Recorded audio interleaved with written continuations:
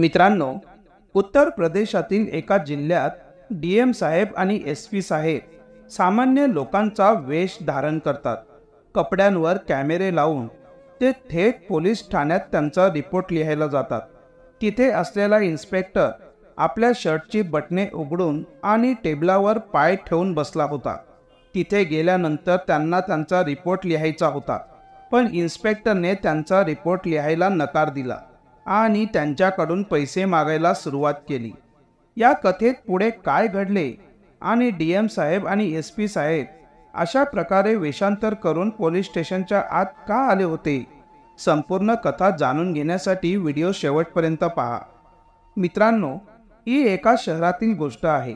एका शहरात नवीनच डीएम साहेब यांची नियुक्ती करण्यात आली होती आणि डीएम साहेब त्यांचे कामाच्या प्रती त्यांचे कर्तव्य बजावत होते।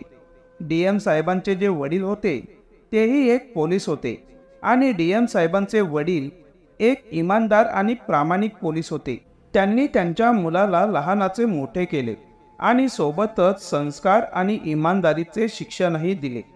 त्यांनी त्यांच्या मुलाला शिकवले होते की बेटा, आपण जीवनात कितीही मोठे झालो तरी आपल्याला आपली इमानदारी कधीच विसरता कामा नये। आपण आपल्या जीवनात प्रामाणिक असणे खूप गरजेचे आहे आणि जर आपण प्रामाणिक असलो तर कोणीही आपल्यावर बोट दाखवू शकत नाही। हीच गोष्ट शिकत शिकत डीएम साहेब मोठे झाले होते आणि मोठे झाले तेव्हा ते या शहरातील डीएम साहेब झाले होते। नियुक्ती होऊन त्यांना 2-3 दिवसच झाले होते की त्यानंतर त्यांच्याकडे एक तक्रार येते। पोलीस ठाण्याला घेऊन त्या तक्रारीत लिहिले होते की या पोलीस ठाण्यात जो काही स्टाफ आहे ते कोणाचेही रिपोर्ट लिहून घेत नाहीत आणि समजा रिपोर्ट लिहिला जरी तरी त्याचे पैसे मागतात आणि खूपच वाईट वागणूकही दिली जाते। आता जेव्हा डीएम साहेब ती तक्रार पाहतात तेव्हा विचार करतात की कदाचित ही कोणीतरी मुद्दाम पोलिसांना बदनाम करण्यासाठी खोटी तक्रार दाखल केली असेल। त्यामुळे ते त्या तक्रारींकडे दुर्लक्ष करतात। त्यानंतर 2-3 दिवस उलटतात आणि पुन्हा त्या पोलीस ठाण्याच्या विरोधात 1-2 तक्रारी येतात, ज्यातही तेच लिहिले होते। आता त्या तक्रारी पाहिल्यानंतर डीएम साहेबांनाही त्यांच्यावर शंका येऊ लागते आणि ते याबद्दल शहरातील एसपी साहेबांना बातमी पाठवतात आणि त्यांना ऑफिसमध्ये भेटायला बोलवतात। जेव्हा डीएम साहेब आणि एसपी साहेब समोरासमोर येऊन त्या तक्रारीवर बोलतात तेव्हा एसपी साहेबही सांगतात की असं होऊ शकतं, कारण माझ्याकडेही त्या पोलीस ठाण्याच्या विरोधात अनेक तक्रारी आल्या होत्या, पण मी सुद्धा हाच विचार करून ते प्रकरण जाऊ दिलं की कदाचित हे पोलीस ठाण्याला बदनाम करण्यासाठी कोणीतरी कट रचला आहे आणि जाणून बुजून कोणीतरी मुद्दाम तक्रारी पाठवत आहेत। पण आता यानंतर डीएम साहेब आणि एसपी साहेब मिळून या प्रकरणाचा तपास खोलवर करण्याचा विचार करतात। त्यावर त्या दोघांच्याही मनात एक विचार येतो की जर आपण तपास करण्यासाठी पोलीस ठाण्यात गेलो तर त्या लोकांना आपल्याबद्दल आधीच सगळं काही कळून जाईल आणि आपल्यासमोर ते तसं काम करणार नाहीत। त्यामुळे ते दोघेही मिळून एक स्ट्रिंग ऑपरेशन करण्याचा विचार करतात आणि त्याच्या अंतर्गतच आपल्याला त्या पोलीस ठाण्याच्या आत जावं लागेल आणि आत गेल्यानंतर आपल्याला एक खोटी तक्रार लिहावी लागेल। मग बघूया की ते पोलीस ठाण्यातील इन्स्पेक्टर साहेब आपल्यासोबत कसा आणि काय व्यवहार करतात ते। तर दुसरीकडे ते लोक ज्या पोलीस ठाण्याबद्दल बोलत होते त्या पोलीस ठाण्यातील वातावरण खरंच खूप खराब होतं। लोक त्याच्या आत जाऊन जेव्हा तक्रार लिहिण्यासाठी जायचे तेव्हा इन्स्पेक्टर साहेब खूपच रुबाबात त्यांच्याशी बोलायचे।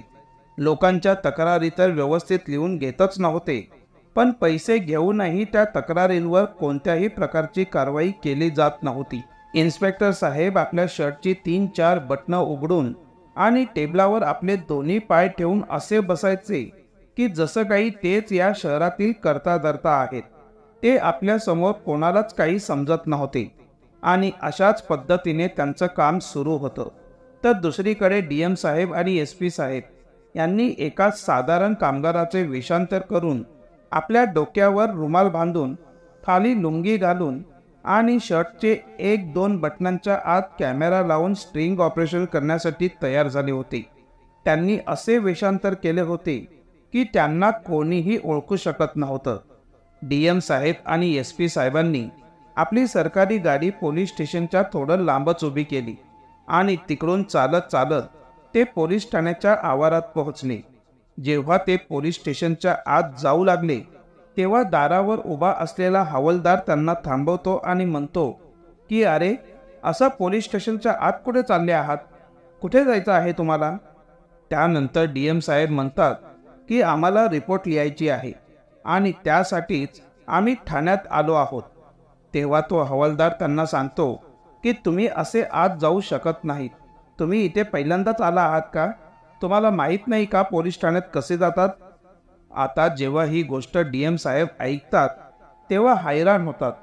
पण तेव्हाच ही गोष्ट SP साहेबांनाही समजते आणि ते DM साहेबांना एका बाजूला घेऊन जातात आणि म्हणतात की हे जर पैसे मागत आहेत तर यांना पैसे देऊया, नाहीतर हे आपल्याला आतमध्ये जाऊ देणार नाहीत. आता DM साहेबांना या गोष्टींवर थोडा राग तर येतो, पण ते सध्या स्ट्रिंग ऑपरेशन करत होते आणि याच कारणास्तव ते काहीच बोलत नाहीत आणि आपला राग तिथेच शांत करतात आणि आपल्या खिशातून काही पैसे काढून त्या हवालदार साहेबांना देतात. आता जेव्हा DM साहेबांनी 50 रुपये आपल्या खिशातून काढून त्या हवालदाराकडे सोपवले तेव्हा तो हवालदार साहेब त्यांना म्हणतो की तुम्ही मला भिकारी समजून ठेवलं आहे का की जे मी 50 रुपये घेऊन तुम्हाला आत जाऊ देईन? आता यानंतर DM साहेब पुन्हा त्यांच्या खिशात हात घालून आणखीन एक 50 रुपयाची नोट काढतात आणि 100 रुपये त्या हवालदाराला देतात आणि म्हणतात की साहेब, आमच्याकडे आता एवढेच आहेत. आम्ही गरीब लोक आहोत. जर आमचा रिपोर्ट आज लिहून घेतला नाही तर खूपच अनर्थ होईल.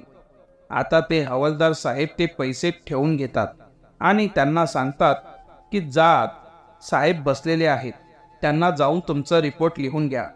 आता DM साहेब आणि SP साहेब त्यांच्या जवळ त्यांच्या केबिनमध्ये जातात जिथे पोलीस ठाण्याचे इन्स्पेक्टर साहेब बसलेले होते आणि जेव्हा ते इन्स्पेक्टर साहेबांच्या केबिनच्या आत प्रवेश करतात तेव्हा समोरचं दृश्य पाहून त्यांना आणखीनच जास्त राग येतो. ते पाहतात की पोलीस स्टेशनचे इन्स्पेक्टर साहेब त्यांचे दोन्ही पाय टेबलावर ठेवून आपल्या शर्टचे 2-3 बटणं उघडून आपल्या खुर्चीवर बसलेले होते. आता जेव्हा DM साहेब ऑफिसच्या आत प्रवेश करतात तेव्हा इन्स्पेक्टर साहेब आपल्या पायांना एका बाजूला करून त्यांचा चेहरा पाहून त्यांना विचारतात की बोला, कशासाठी आले आहात तुम्ही लोक आणि काय काम आहे तुमचं?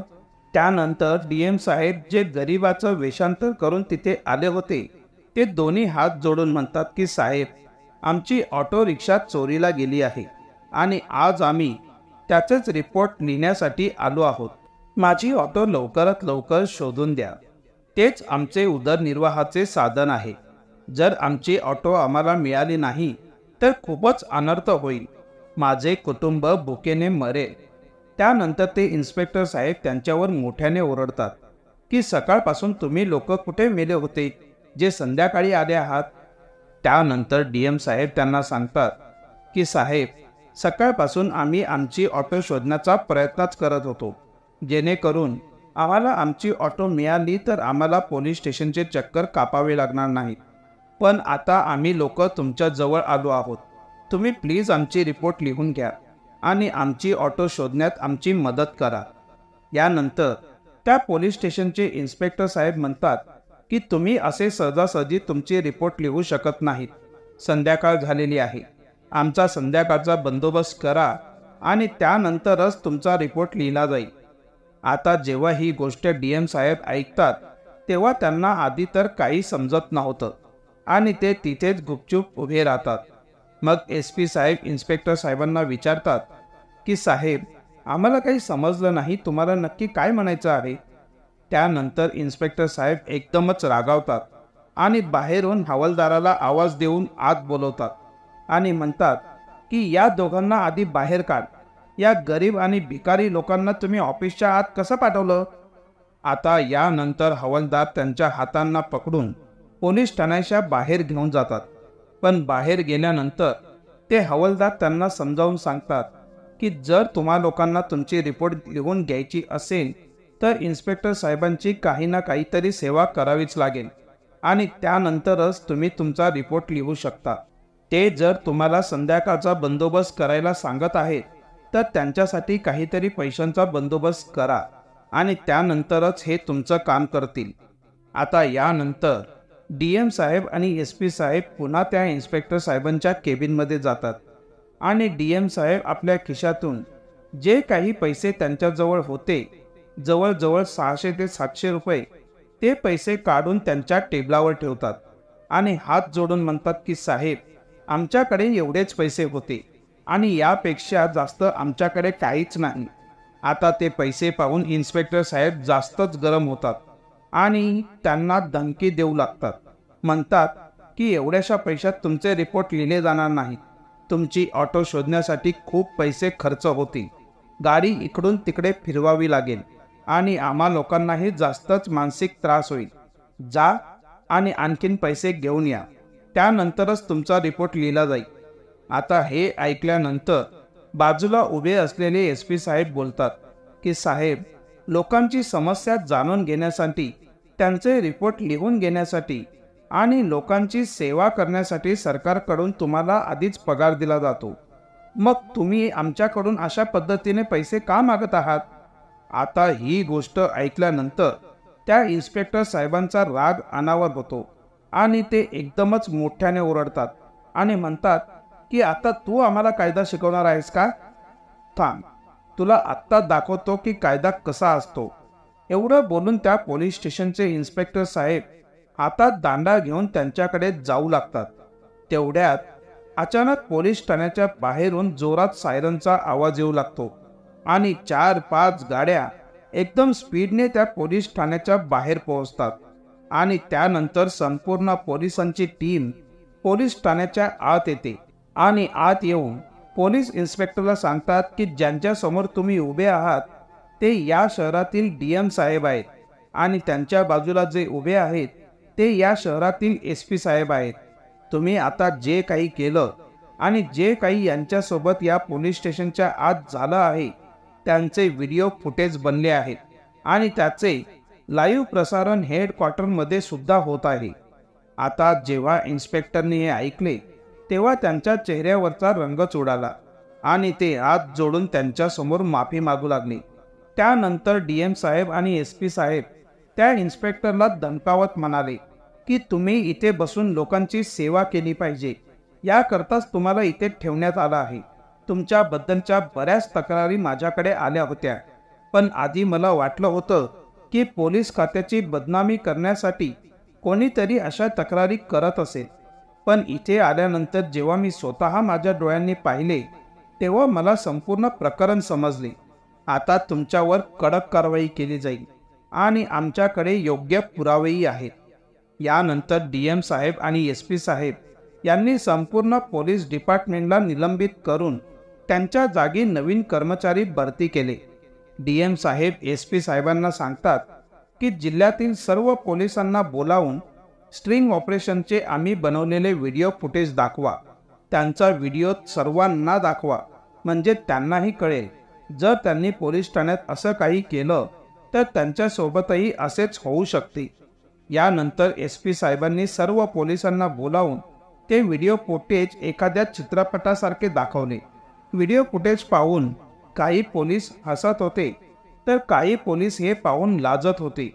DM साहेब सर्वांना आदेश देतात की आजच्या नंतर कोणत्याही पोलीस स्टेशनमध्ये असं काही घडलं तर त्यांच्यासोबत यापेक्षाही वाईट होऊ शकतं। आपल्या कक्षात असं काही करू नये आणि पोलिसांचे कर्तव्य पार पाडण्याचा प्रयत्न करावा असा त्यांना इशारा प्रत्येकाला दिला जातो। यानंतर ही बातमी जेव्हा DM साहेबांच्या वडिलांना कळते की त्यांच्या मुलाने अशा प्रकारे स्ट्रिंग ऑपरेशन केले आहे आणि ऑपरेशनचा एक भाग म्हणून त्यांनी समाजासाठी एक चांगला संदेश तयार केला आहे, या मेसेजचा विचार करून प्रत्येकाने प्रामाणिकपणाचा धडा घ्यावा। DM साहेब या गोष्टीचा विचार करूनच आपल्या मुलावर गर्व करत होते आणि त्यांची छाती अभिमानाने फुलून जात होती। मित्रांनो, ही होती आजची कथा। एका DM साहेबांना त्यांच्या वडिलांनी प्रामाणिकपणाचे धडे शिकवले आणि त्यानंतर त्यांनी SP साहेबांना सोबत घेऊन स्ट्रिंग ऑपरेशन केले। SP साहेबांबद्दल तुमचं जे काही मत आहे ते कमेंट बॉक्समध्ये तुम्ही लिहू शकता। मित्रांनो, तुम्हाला व्हिडिओ आवडला असेल तर व्हिडिओला लाईक करा आणि चॅनलला सबस्क्राईब करा, जेणेकरून आम्ही असेच चांगले काम करत राहू, तुमच्यासाठी चांगले व्हिडिओ बनवत राहू। कथा सांगण्याचा उद्देश कोणाला त्रास देणे किंवा कोणाचेही मन दुखावणे अजिबात नाही। ही कथा तुम्हाला सांगितली जात आहे जेणेकरून तुम्ही या कथांमधून काही बोध घ्यावा आणि ते तुमच्या आयुष्यात लागू करा।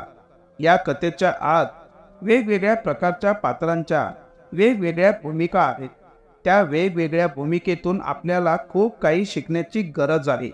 जसे की DM साहेब आणि SP साहेबांनी जे केले ते अगदी योग्य होते आणि त्यांनी समाजाला खूप चांगला संदेश दिला।